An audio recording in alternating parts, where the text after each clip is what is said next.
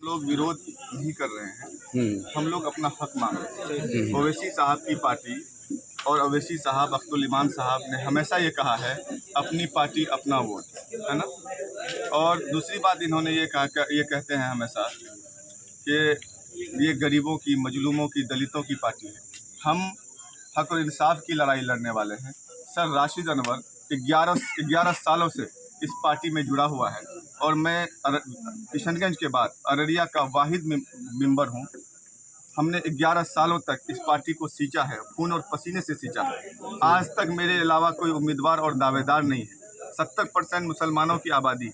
कुल्हैया समाज से मैं आता हूँ और मेरे ही बिरादरी के लोग एमएलए बनते हैं। आपने मुझे सपना दिखाया, डंडा भी हमारा था, झंडा भी हमारा था।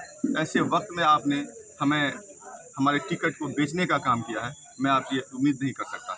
अरे आप दूसरों को आप बोलते हैं कि मैं मजलूमों को इंसाफ दिलाने की बात करता हूँ। अरे आपके सब में एक बेचारा गरीब मजलूम खड़ा है, आप इनको कहाँ किनको टिकट दे दिया गया, किस विधानसभा क्षेत्र से? अररिया विधानसभा 49 से। अच्छा, किनको दे दिया गया?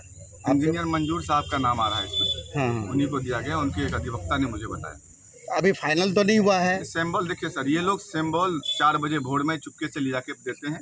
और अब एक आदमी हमको बताइए जो कि विधानसभा में, वहाँ पे भी सिंबल दे दिया है। वहाँ पे तो कोई अधिकारी घोषणा नहीं हुई है। ये लोग कह रहे हैं मैं घोषणा करूँगा, कब करूँगा साहब?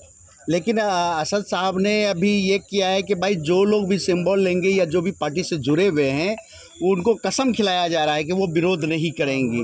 मुझे ये बताइए, ये कसम तो उन लोगों को खाना चाहिए सबसे पहले कि मैं पार्टी के सच्चे और वफादार लोगों को कैंडिडेट बनाऊंगा जो उस लायक हो। ये कसम तो उनको खाना चाहिए। झूठ मूठ का आप दूसरों को कसम खिला रहे हैं, कसम खिला के उनकी टिकट को काट के आप दूसरों को दे रहे हैं। आपकी मंशा ये पहले से बता रही थी कि आपने यहाँ पे खरीदो फरोख्त का काम शुरू कर दिया। तो ये तो सीधा सीधा आरोप लगा रहे हैं कि टिकट बेचा गया है, क्या कहेंगे? सर मेरे अलावा पार्टी का कोई मेंबर अररिया में कोई दावेदार उम्मीदवार नहीं है।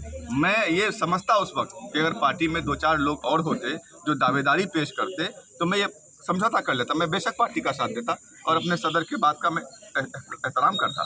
लेकिन जो आदमी कभी रहा ही नहीं, कांग्रेस से टिकट कटा और वो लाइन में आके लग गए और अचानक से उनका टिकट अंदर तय खाने से फाइनल हो जाता है, उसकी नॉमिनेशन पेपर तैयार हो रही होती है, तो उसको आप क्या कहेंगे? बेचना नहीं कहेंगे तो क्या कहेंगे? क्या शुभ नाम हो आपका? राशिद अनवर।